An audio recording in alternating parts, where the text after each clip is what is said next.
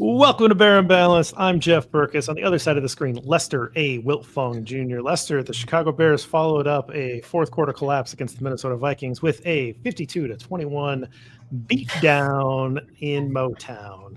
Other than that, how you doing? That was horrible. That was I ran a little numbers for my stats and snap count article. 52 points is the most since the Mark Trestman era. Mm-hmm. Those back-to-back 50 burgers. So that's pretty rough. And then the yardage was the most they've allowed since 2018. You remember that Miami Dolphins game in Miami where it was like so hot to win in overtime and the Bears fell apart? Yeah. That was the last time they gave up that many yards. So it's been a while. It's a historic blowout here for the Bears. Okay, so I assume that there's probably going to be a fair amount of get the venom out on this podcast, right? I just want to say up top, if you're trying to find the half full glass on the table, right? Like if that's what you're trying to look for, this was a team that lost a heartbreaker against a divisional opponent in week 1. They had a short week, and they were going into a angry, motivated opponent who was ready and like putting it all on the line to get back at their former offensive coordinator that took off for a division rival and wanted to prove something to him that, they didn't need him. Right. And so just up top, I think that there were some circumstances getting put on Monday night, having that, that happen. And then just like, even if the Lions would have won week 1, I feel like there wouldn't have been that urgency in Detroit, like that they really carried. This is not to make an excuse because believe me, there's no reasons for that. But there are some contextual things that we're going against the Bears here. So I wanted to say that up top. I also wanted to say Jalen Johnson looks like he might be out for the year. That's your best defensive player. This was his first game back. He didn't make it to the halftime, and that's rough. I mean, like I just there's no other way to put it. Right. The only player on this team that is more important than Jalen Johnson is Caleb Williams. Right. So that's a tough one. It's Nahshon Wright is just not the same caliber. You know what I mean? It's like there's a significant drop off there when you're going from a 2-time Pro Bowl player to a guy that, basically is kind of hanging on. I mean, he was a practice squatter all last year. So it's like Tyree Stevenson, jury's still out on him. Nahshon Wright. I mean, they did pick up Jalen Jones, former Bear, back now in the fold. And I thought he played decent football the few times the Bears were forced to play him. But, man, missing Jalen Johnson, it's going to be rough. This defense already looked bad, and it might get a little worse. And then the only other thing I'm going to mention before we get into the categories is that the refs did not cost the Bears this game, but they certainly gave a gentle push. And that end of the half sequence where the official made a mistake by saying that it was out of bounds and stopping the clock caused the Lions to be able to get the ball with 6 seconds left. They got that extra play in. They scored a touchdown. If the Bears just get the call made correctly on the field, it looked like the Lions were going to run out of time. And if the Lions ran out of time, then half's over, and the Bears get lucky, right? Like that's fortunate because this guy made this great one-handed grab, but not enough time to get up and spike the ball. Like that would just be like, wow, the Bears got away with one. Like that's pretty lucky, right? But even if the Lions got the snap off and they were able to spike it, they would have then kicked a field goal if they would have had 1 second left, right? So even that like 4-point difference, right? But it's just like, no, of course not. Of course, like the official makes a mistake, and therefore we're going to give the Lions 6 seconds because it was 16 seconds, and then we had a 10-second runoff, and so then it's 6, and it was like, wait, you made the mistake, but yet it's going to go against the Bears here? Like that doesn't make any sense at all. Again, it would have put the Bears down only 7 at the half, and they would have got the second half kickoff. You just feel better about that touchdown that they just scored and coming out of the half with a chance to tie it. But I'm not saying that it would have changed the outcome of the game. It just changes a little bit of the dynamic. Yeah, I mean, it would have changed the script a little bit. I mean, the second half, they were kind of forced to do things that, they got away from their game plan. I'm sure he wanted to kind of run the ball and kind of keep things as close as possible. It just didn't work out. I mean, we'll get into it more. So you want to just go ahead and get the party started? Let's do it. I mean, let's not delay here. Trench tribute. Always like to start up front, and in a 52-21 beatdown, I'm really excited to hear where you're going to go. So it's unconventional, right? Because this is supposed to be the player who performed well, right, in the trenches, and I just didn't feel comfortable this week picking one. There were a couple guys I thought maybe I could have, so I'm going to go trench tribute for Ozzie Trapillo and Shamar Turner. The two Bear rookie draft picks, second-round picks, they didn't dress. They were inactive. So good for them for not having to deal with playing in this disgusting of a blowout here. So, yeah, Trapillo and Turner, they get the trench tribute for being in street clothes on the bench this week. That might be the first time that we have ever awarded a player or players for not playing and avoiding the beatdown. How do you feel about a healthy scratch for a second round pick? It's rough. I mean, with Turner, look, he was injured a big part of the offseason. So I could see that he's still kind of ramping up. Maybe he's not all the way back physically. Maybe he's still a little behind on the playbook. He's not really has a good feel for what he's doing out there. But with Trapillo, man, I mean, this guy was out there the whole time. He was getting, number one reps at left tackle for a while. He was in the mix there to start a left tackle, and now he's just not good enough to play. And I understand he's your backup right tackle now, which seemed like was going to be the plan. But now he's not even active. So who would have been the backup right tackle this week? Would it have been Benedict? Yeah, I mean, but has he gotten much reps at right tackle since? So look, I just didn't like the way this whole thing is going. And another reason I wanted to highlight these right at the top, because this kind of points to some of Ryan Pohl's problems. He's getting dragged, for a few weeks now. It's just rough. I mean, it's a rough look for Trapillo, right tackle in college. I'm assuming he was drafted to play left tackle because Braxton Jones has 1 year left on his deal, right? And now if he's not able to make that transition, are you going to move Darnell Wright next year? Is he going to be just a backup right tackle for the rest of his career because Darnell Wright's pretty damn good? That whole draft pick is kind of just thrown into question. Like, why was he the guy there? Hey, look, I know you got to trust your board and pick who's there, but rough look early in the season for the draft class. Yeah, look, neither one of us are draft nicks. We're not going big time down into boards and don't know what's happening. Once they become Bears, we look at them, we follow their career, certainly going to support them and all that. At the time, it sure looked like, oh, that's interesting. The Bears missed out on Ashton Genty. Oh, the Bears missed out on Henderson that went to the Pats that picked before them, right? And so we were so focused on, well, when's this running back going to come? Because it's a really good running back class. They're going to miss Hampton. Hampton was the guy that went to the Chargers that, looked like he was, would have been a good back, but he wasn't in the range that the Bears were going to pick. And so then you're starting to think okay, well, where's the next tier coming? Where's the next tier coming? Are they going to take him in one of these 3 second-round picks? And they didn't in the second, and they just kept getting later and later and later until obviously at the end of the draft with Monangai. But I think what's interesting is you go back and you say, oh, okay, well, they invested in the trenches. They got a defensive tackle that looks fun. They got this big giant human being that's got a pedigree here, and they'll figure it out. That clearly they feel like he could play left, or they've got a plan, right?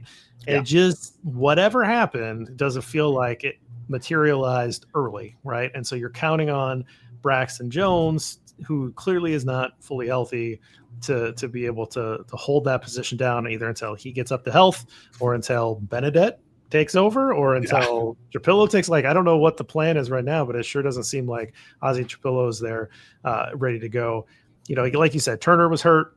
I think, that was kind of a known going in that he maybe even had a problem going into the draft with injury wise. So maybe that's fine when we'll see where he gets at. But when you start behind, in camp, it's really tough to catch up as a rookie. So, all right, well, I did give an actual answer. Okay. I was curious where you're going to go here. you can't be across the defensive line because you give up 50 points. No one on the defense deserves any flowers whatsoever, and there was no sacks. The one sack by Montez Sweat got called back by a legal contact from Stevenson. When I went back, I tried to watch Drew Dalman. Now, I didn't watch him every snap, but I tried to watch him on most snaps. And so maybe I missed some stuff, and maybe somebody's going to say, like, oh, how could you ever give somebody this credit for blah, blah, blah. He had a holding call. I didn't think it was that bad, but like whatever, got called for a hold. But overall, like I thought he looked good. I know he took a little heat last week. And so I kind of wanted to dial in on him where he's not playing, Javon Hargrave. and a really stout Minnesota front. I think that he looked pretty good, and pretty good is a lot better than what the Bears have had for a really long time at the pivot. And I know that it takes time for an offensive line to gel, and a center a lot of times is losing gracefully in pass pro, and you're hoping that they can maybe give you something in the run game. I thought that he looked pretty good. Like he was making a lot of his blocks. He can get to the second level, and so I wanted to shout out Drew Dalman for being here and hopefully holding that center position down. Yeah, he's one of the guys I thought about it. He was fine. Joe Thuney was okay. He had some nice moments, but I just could. You're salty. I'm a little salty, a little sarcastic. Today is happening. It's not going to be quite as balanced as normal, but that's to be expected when it's one of the worst points allowed in franchise history. Well, from salty to sweet. Look at that transition. Damn. It's our sweet tweets section. Why don't you start us off? So mine is from Mark Potash at Mark Potash, formerly of the Sun-Times, I believe. I think it's a Substack now. But he tweeted out, you have to think that Ben Johnson will right this ship eventually. He's faced 2 2024 playoff teams in his first 2 games, but at no point did I think his Bears would be so reminiscent of the failed regimes that preceded him. It's kind of eerie. So look, week 1, we had a Flus-like collapse, right? 21 points in the fourth quarter. There were some questionable, decisions by the head coach in his debut game. Week 2, 50. I was talking about a 50 burger like the Mark Trestman era. So these are like, it is kind of eerie when you think about it. But look, this is the Bears just getting the stink off it, right? This has to be what that is. We're both completely in the Ben Johnson camp. I still completely, like Potash does, believe he will right this ship eventually. It's just going to take a little longer than I think we wanted to. But we'll see this week. It's the Cowboys. Not a very good team, not a very good defense. Could be a shootout there. So we'll kind of see how this offense looks moving forward. But first 2 weeks, and I thought we were going to never have to talk about the Bears bearing things up again. Oh, it's a very Bearsy way to lose. And it happened twice now in 2 games of Ben Johnson. So hopefully the ship is righted soon. Yeah, the Bears need to get right game. Hopefully in a week from now, we're talking about that, right? Mm-hmm. But focusing on this, again, if you're trying to have that half glass full, the first 2 opponents for the Bears won a combined 29 games last year. Yeah. They're 29-5 in the regular season. 15 win Lions won the division. 14 win Vikings. We're a wild card team. Those are incredible records. And I personally thought that the Vikings would see a dip. And I thought that the Lions would come back to earth a little bit by losing both of their coordinators, but certainly still have a similarly talented roster to what they did last year. So I thought that they would still be a good team. And I think you saw that a little bit in the Monday night or in the Sunday night game. If you watch the Vikings play the Falcons, is that their offense just wasn't really clicking with McCarthy. What happened against the Bears, right? What's the real Bears defense? Is it the one that looked pretty good for 3 quarters against the Vikings, or was it the one that got lit up in the fourth quarter and then blown out against the Lions? Well, right now you'd say it's probably the latter, unfortunately, right? But those 2 teams, I don't quite think that I don't think they're going to combine for 29 wins again this year, but they're good football teams. And so it was a tough, place to start on the schedule, but it is what it is. They're in the division, you got to play them both twice. So, it is what it is. And I don't like the idea of playing the hits in terms of, having games that serve homage to your predecessors, right? We didn't need the Mark Trestman game. We didn't need the Flus collapse game. So hopefully he starts putting on his own signature wins here soon that we can kind of talk about. Mine's from Steven Ruiz at the Steven Ruiz, and I just thought this was a funny exchange. He said, this was in reply to Robert Mays to Stephen Ruiz's original tweet, which was that, hey, Caleb looked pretty good. And Robert May said, yeah, just don't watch anything else. And Stephen Ruiz says, a lot of down and distances I've never seen before. And I thought, yeah, going back and watching that again, they were really far behind the sticks. And I wanted to combine this thought with Mina Kimes' tweet earlier today. She said, the Bears running backs are dead last in both EPA per play and rush success rate. So both, running statistics that try to give you an idea of how well they're doing. The Bears running backs are combined as last. And so when you think about that, clearly that's part of the offensive line not doing a good job, but it's also the running backs. And I think it's very clear that all of these things, staying on schedule, staying ahead of the down distant marker, has to do with something I'll bring up here in a minute, and the run game. The run game's non-existent, and so if the run game's non-existent, you're playing behind you're playing behind schedule, and you're letting your opponent tee off on you when you're dropping back to pass because they have now made you one-dimensional, and so the Bears are very clearly short on RB1. Which is what we have said all offseason. And I don't think that there's any correcting that right now. Maybe they can get somebody in that can help, but they certainly can't add an RB1. And so this is just something that's going to have to be accounted for by Ben Johnson in this offense throughout the rest of the year and addressed in the offseason. Swift bounced back. He was pretty bad week 1. He was a little better week 2. He has moments. I mean, he has good speed. His vision's a little questionable. Obviously, he's not running between the tackles very often. But we have seen him get better from week 1 to week 2. Last year was, again, he had a really horrible start. He ended up finishing okay. But we always thought he would be at least splitting carries with somebody. We figured they'd bring somebody in. And then it just never materialized. I think they got sniped in the draft a little bit. And the board didn't fall their way, so it kind of just waited, and they got Kyle Monangai, who I think is a pretty good back, but he's not exactly a guy you want to put out there as your RB2 to Swift with splitting carries. It's not going to be that way. So I think you're going to have to start using Swift in a little different way. More screens, maybe get him out of the pocket or out of the backfield a little bit and running some routes. Some wheel routes, where are the angle routes been so far? I mean, that's something that he can do. He's a good receiver out of the backfield. So let's kind of put him on an option route, get him out there, let him kind of get on the same page and make a play there. But yeah, the running game has been rough. They're behind the sticks all the time. And it's not just because of the poor running game, it's because of the penalties. They had 12 week 1. I think they had 8 against the Lions, bad penalties at bad times. And next thing you know, you look up and it's 2nd and 20.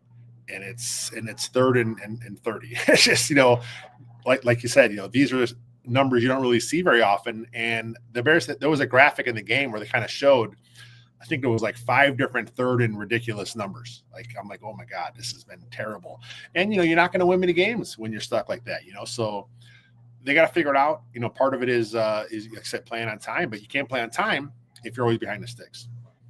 Well, that rolls into my number of the week.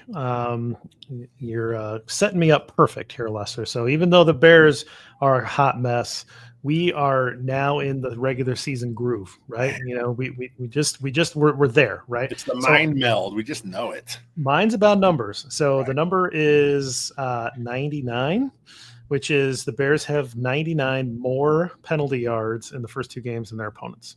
So the Bears have been called for 20 penalties for 177 yards against 11 for 78 yards for the 2 opponents. You're not going to win a lot of games when you're giving up 50 yards a game in additional penalty yardage. And of course, we know that the penalties have been untimely in a lot of ways and unfortunate. And yes, some of them are bad calls. And in all of that, believe me, we've talked about that.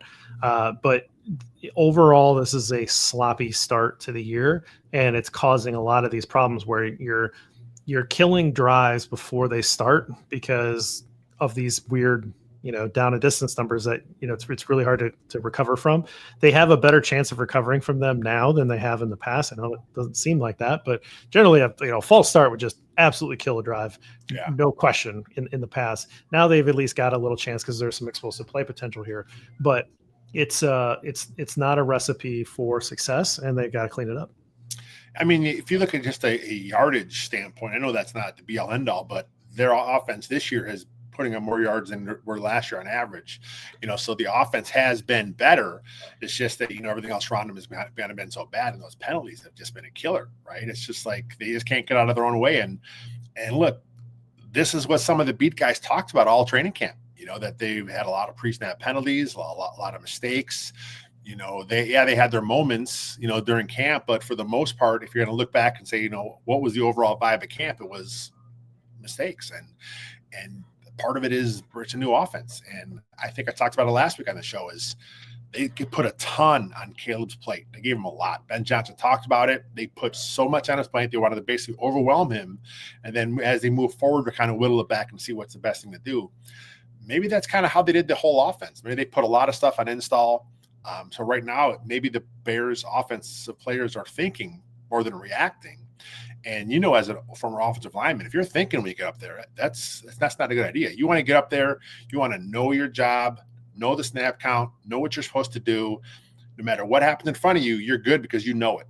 Maybe these guys are still thinking too much. That's why we're seeing some of the pre-snap penalties. That's why we're seeing some of these holds, is they just aren't really ready to get rolling in the Ben Johnson offense. And it's going to take a little time. And look, we don't want to hear it, right? Because we're sick and tired of this. I'll be patient. I mean, we heard it with Mitch, we heard it with Justin, we heard it with Caleb, we heard it with Trestman, we heard it with Nagy. We heard it with all these different guys. Like there's always we got to wait.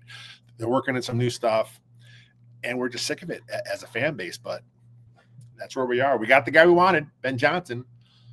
We got to let him cook.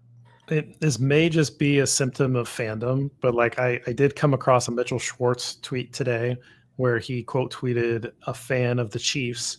If you don't know, Mitchell Schwartz, former right tackle for the Browns and then the Chiefs, and very good one, won a Super Bowl there and all that. He quote tweeted a guy who was complaining about the start to the Chiefs season and basically said, "Yeah, great, we won some Super Bowls, but what about now?" And I thought, F you, buddy. Yeah. F you, buddy. Live the life that the rest of us have to live here. And again, I wrote that article last year, in February 23, I think is what it was. And I called it the whining index. Yes. And you're not allowed to whine if you just won a Super Bowl. And if you've won multiples, you don't get to whine for a really, really long time. But I think putting into some perspective sometimes is nice. Every fan base that's team is not doing well, they're upset and they're saying kind of probably crazy things that we're hearing from some Bears fans right now. And even the fan bases that should just be like, hey, you know what? This is a really good team for the last few years. Maybe they'll figure it out. And you know what? If they don't, we've got all these trophies at home that we can enjoy. That doesn't happen. That doesn't happen. Everybody gets upset in these circumstances. So it is what it is. It's tough to navigate, and we want to be beyond it. Believe me, we would much rather talk about wins than blowout losses. So where are we at? Do you have a number? My number this week is 8.8. So I actually got this number from the Lions PR team. They tweeted us out. The Lions set a franchise record by averaging 8.8 yards per play on offense.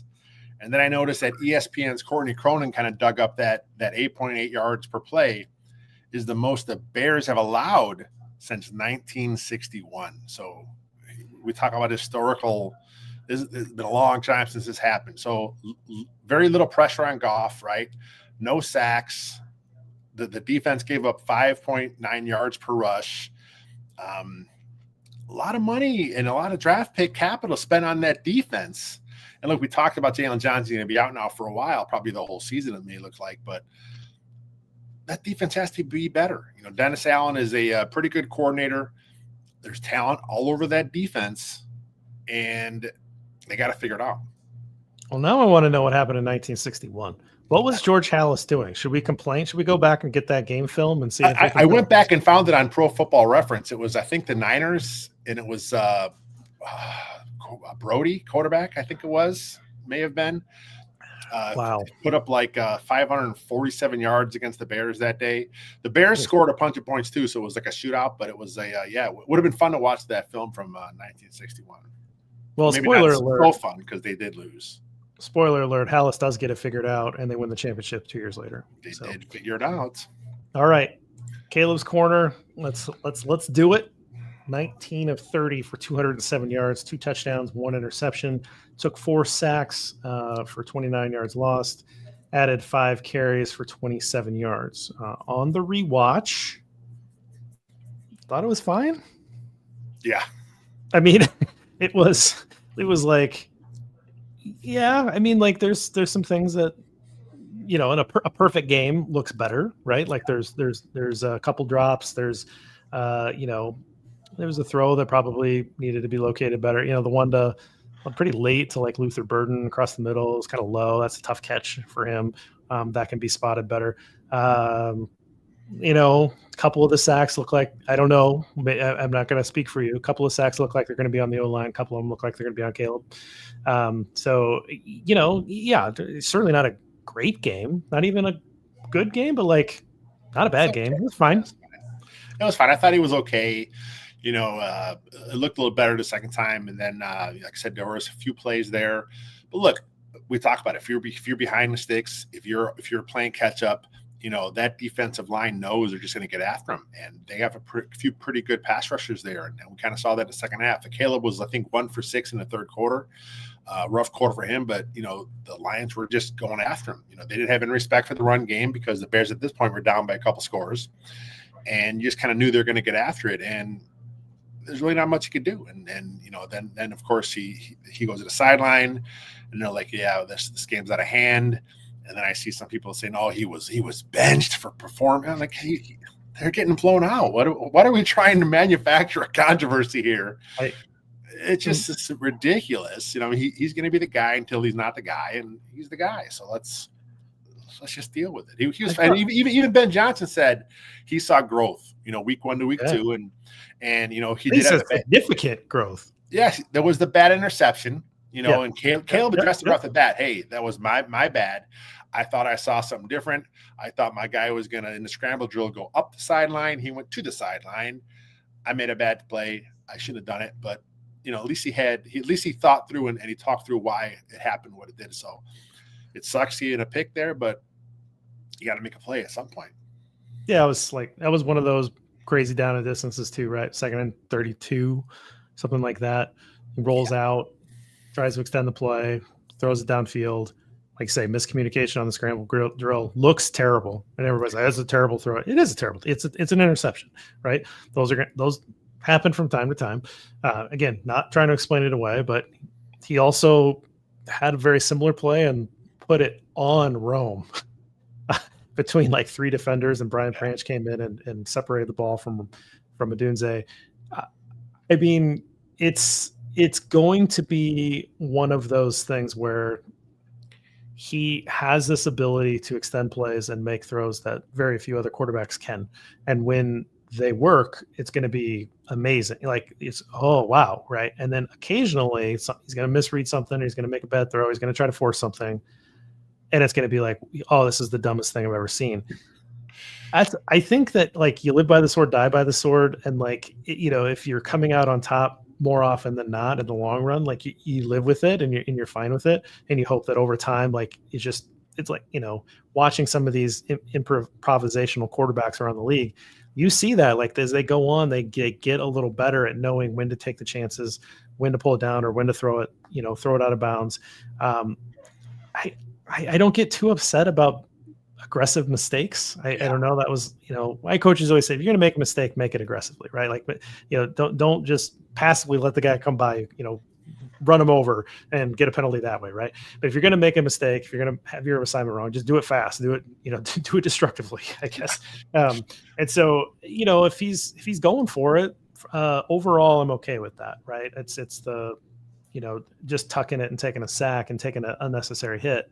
I don't want to see those, right? Yeah. So those I would have a little bit more problems with. But Okay, well, we're gonna take a break, but before we do, Lester, what have you been up to on a little website that we have started? Yeah, we've been trying to think about a way to get our merch out there because we have people ask us, dozens and dozens of people have wanted to know how Dozens. they can get City Gridiron merch. So yeah, we just launched a merch page. It's at fourthwall.com/Second City Gridiron, I believe it is. It's linked on all our socials, so you can find it that way. But yeah, we got some fun stuff. Each show has a few items. So if you want to support, Taylor Dahl, Mac and Reed, Mason, Bill Zimmerman, us, Jacob Infante, we got some stuff rolling out for him too. So you want to support all of our shows we have. Did I miss any? Bears Over Beers. How can I forget? It's probably the coolest logo we have. Yeah. So there's there's plenty of options up there. We got more coming. If there's something you want, let us know. We will get that up. But yeah, we're trying to get some stuff there because we were hoping to launch it with a couple wins, but the Bears didn't cooperate. So here we are 0-2 trying to sell some fun products for you guys. At least they're fun, right? They are fun. Yeah, I have a orange Bear and Balance shirt coming, but I also, you didn't mention this, but you had a brilliant idea. There's a rocks glass for the Bears Over Beer show, but instead of Bears Over Beers, it's Bears Over Bourbon, which is what I would always say. After a tough loss, and it's a really brilliant design. I love what you did there. So I've got one of those coming as well.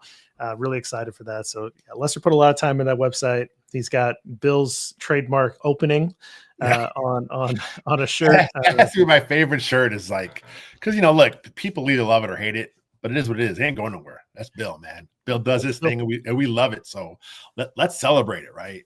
I love it.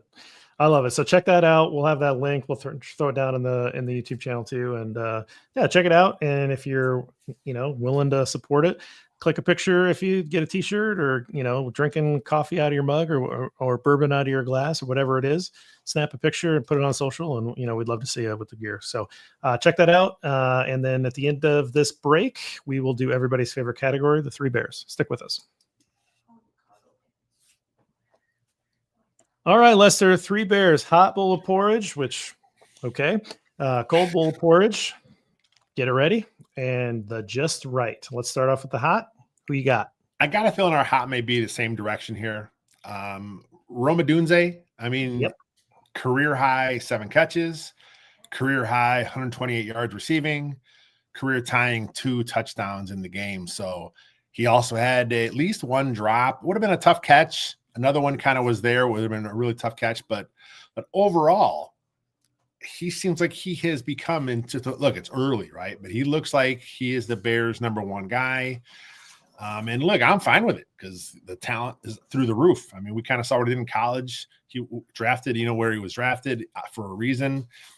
Very good receiving class. And right now he's among the league leaders.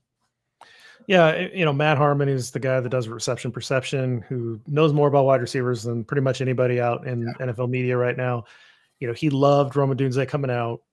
He did a deep dive into the Bears tape, which he was like, "This was gross. I hate all of this from last year."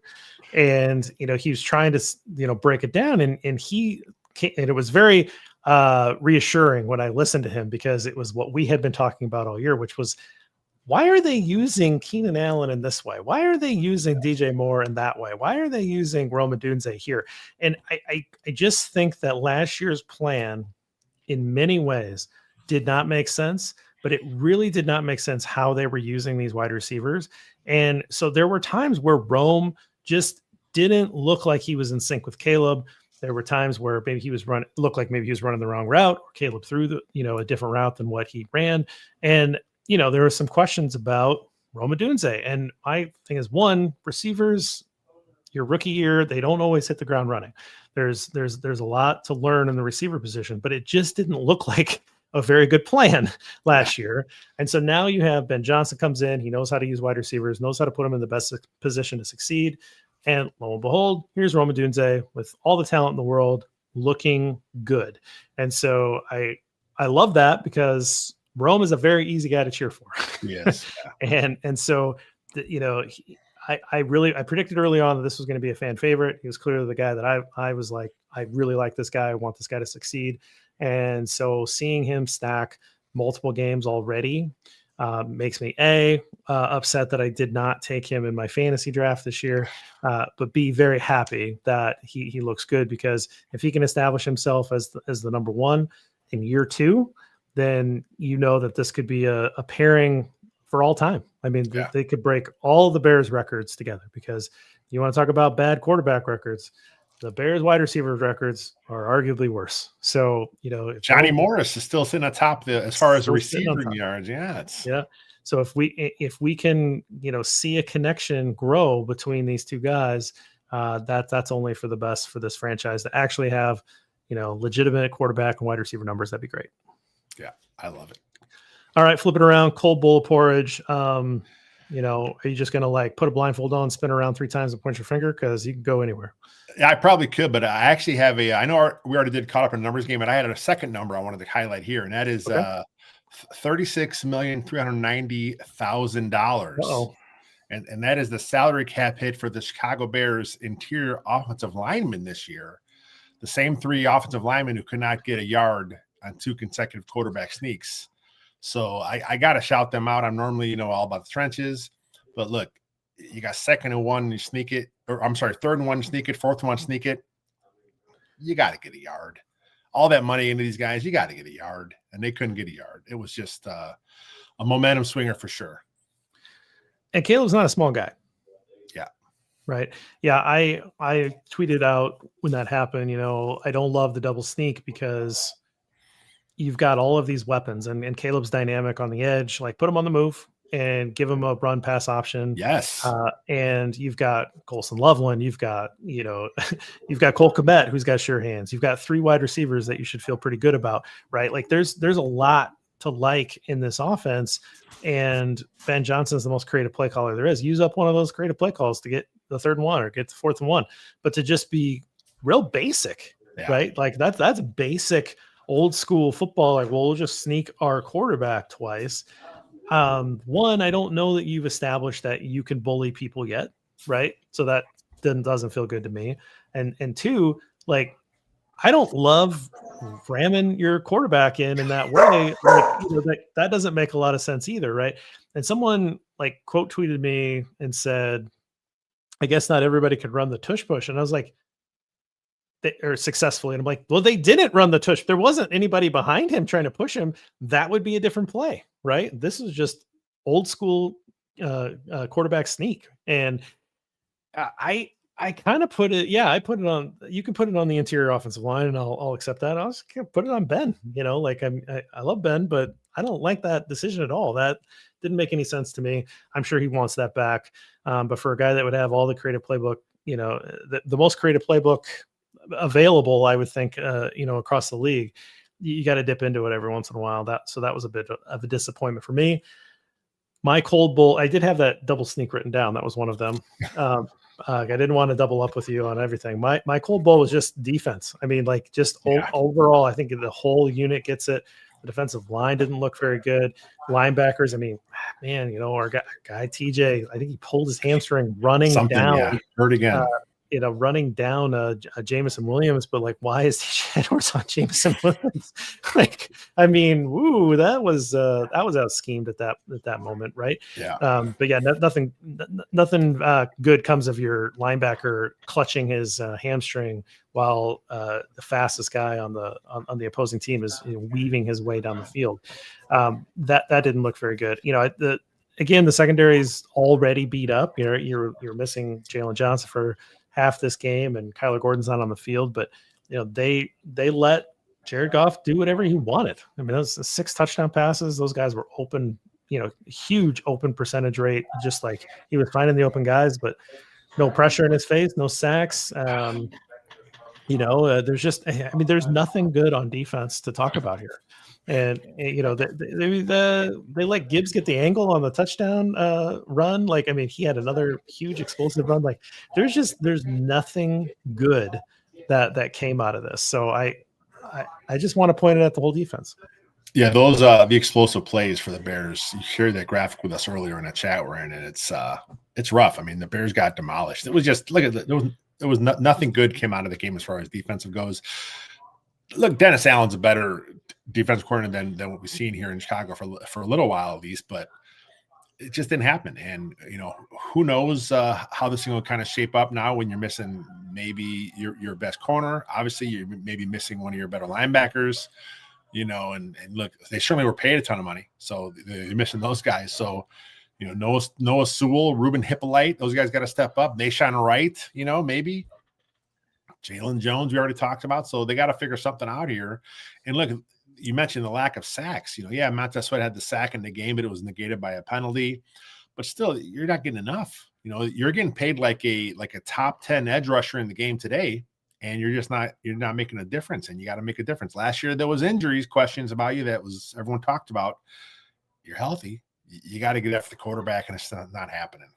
Yeah, you really should be averaging 2 to 3 sacks a game just to kind of just be a decent unit. Yes. And a 0 sack game is it's really unacceptable, right? I mean, you're not going to win a lot of games when you don't get sacks. That's why I track the stat, right? Like why I track the differential on these things. So, all right, just right. I don't actually think there's a ton here either. But what did you come up with here? I wanted to end on a fairly positive note because, it's been mostly the other direction this whole show. Look, we wanted Ben Johnson to come in and just be nuts off the bat, like just do his thing, be great right off the bat because, as a play caller, he's there.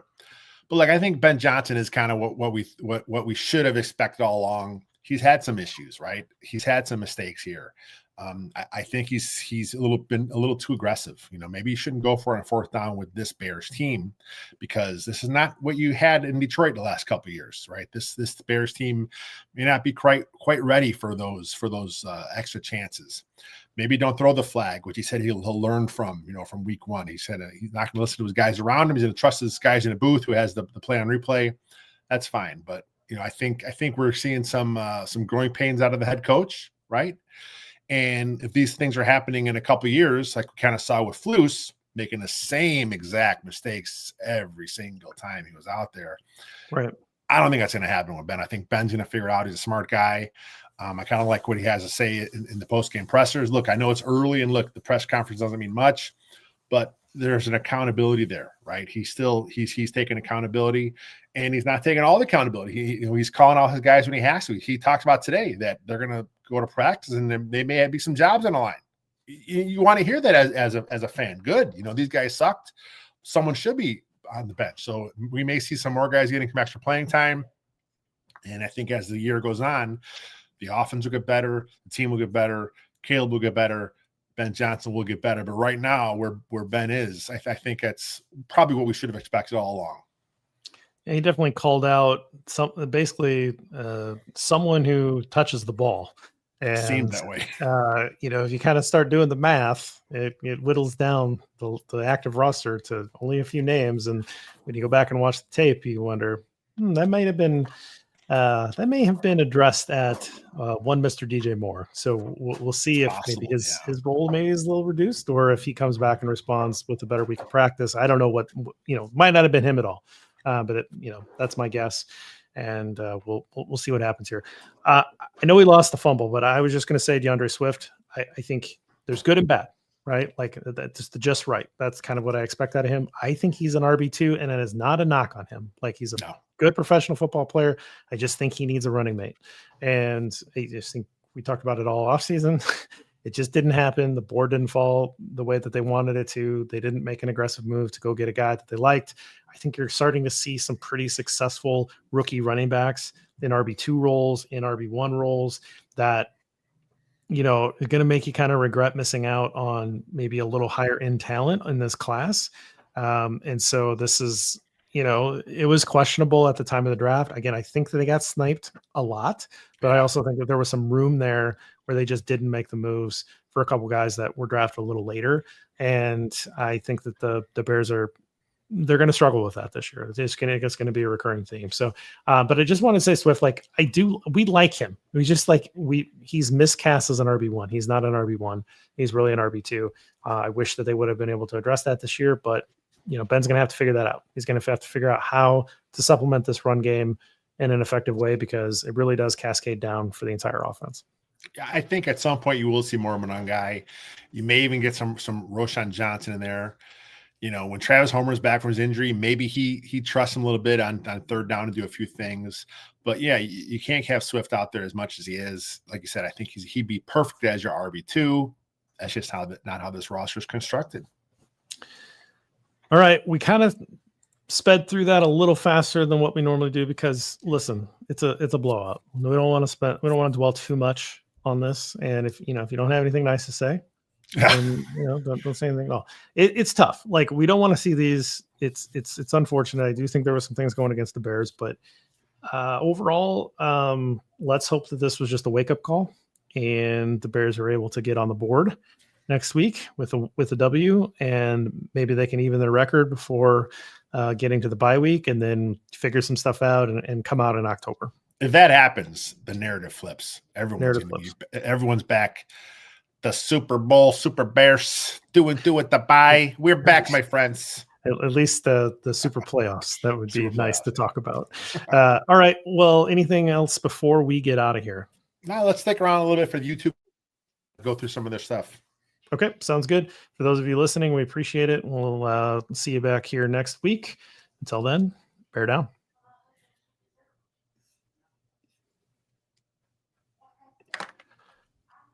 Dented Fender, any idea why the run game is so bad? We talked a little bit about it. The running backs aren't the best. And I also think that there's some O-line issues where they just kind of aren't used to each other quite yet. It's not quite Chris Morgan levels of bad as far as the O-line goes. It's not going to get to that point, but I think they just got to gel, right? And Jonah Jackson's been pretty rough. I think we were all hopeful he would bounce back, but through 2 games, the Jonah Jackson experience does not look very good. And he was extended too, which is like, why are we extending the guy before we see him on the field? I do think the extension was a little bit of a cap move. Yeah, it helped a little bit, but short term. Yes, yeah. I understand. We'll see. The run game, obviously, you go, it's offensive line, it's running back, it's scheme, right? And I think the scheme's fine. It's not the scheme. Maybe they're not quite all picking up on everything yet, but these are professional offensive linemen. They know how to run the football. I don't think that's crazy. We talked about the running back issue. But yeah, there's enough missing right now on this offensive line that and part of his game script too. I mean, when you're this last game, he had to throw. The game against the Vikings, it just kind of got, at the end where this is where we should kind of get after it. The Vikings kind of just hit you hard. And now you're like, oh, now we got to play a little catch up. So yeah, it was just it'll get better. It's not going to stay like this the whole season. Yeah, we'll see. What else you got? Oh, I'm not doing that yet. Robert's already looking for some draft picks. So follow our guy, Jacob Infante. I know he has a mock draft coming out this week at some point. So definitely make sure you guys are following Jacob. These are great questions for Jacob also, who's on our post-game show. He does our post-game pod now. So maybe hit him up with these questions if the Bears lose, but on wins, let's stay away from this because the wins are coming, right? I mean, they have it like could be 2-2. This could flip, and all of a sudden we're like, okay, we're back, baby. Yep, I feel that, but there are a couple of Monday night games going on. I don't want to keep anybody from there. It's a doubleheader. That's right, the doubleheaders tonight.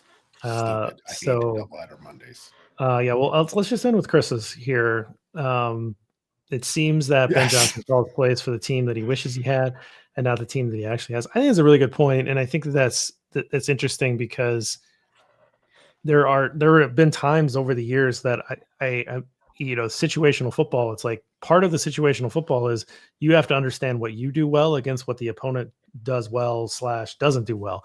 And there are times that the Bears have been like, we're going to run the ball, and it's like you're playing the best defensive line in football, and you're not good at running the football. Throw it. There's just certain things where you think, well, we should be able to do this. We're just going to do it. And so part of that is September football, right? Like part of it is figuring out who you are and what you do well. And those lessons are painful sometimes. But And some of it is like, I think that he's calling an offense that he thinks is like a base, probably somewhat of a base level offense that they need to get to. So it's like, this is what it is, get up on my level. And then also like, I need to figure out who's with me and who I can count on. So you hope that these first few games get smoother and then you go back to the lab for the 1 week with the early bye week, which when it comes out, I hate early bye weeks, but in a new regime, that I think is actually a very good thing that this team has an early bye week. So if they can somehow survive the next 2 weeks, then I think that there's a good possibility that this is going to look a lot better in October. Yeah. I think it's like I said, we didn't want to deal with be patient early. Right. I wanted to come out. I have to. Like we don't have a choice. Right. It is what it is. All right. Go enjoy football, guys. Thanks for joining us. We really appreciate it. And keep your head up. Hopefully we get better football next week.